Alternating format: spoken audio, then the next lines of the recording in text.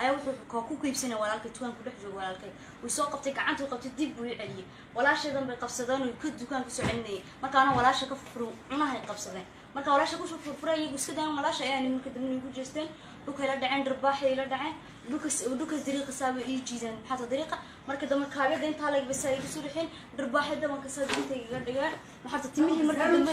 timihii marka dambe maxaa la hortaa timihii marka dambe ay jiideen madaxay la dhaceen gidaarkan dabarkay daalaag bay la dhaceen marka dambe isku shaag waraaban ku ruuga waxaan gabadh leeyahay maayay ma kuuri marka way farahay ka qaadeen marka way goortaan amar baan ugu soo dibay nigu doonay waka amar baan ugu siiyay maxay amar baan ugu siiyay ma nugu amar baan ugu siiyay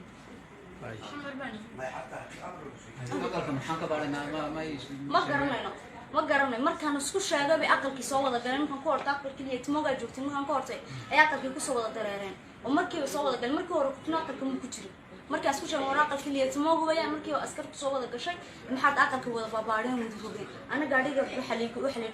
xaray gaadhiga meesha lagu xaray meeshii bay geeyeen bala baarkii halkii hooyay tayana qabtayna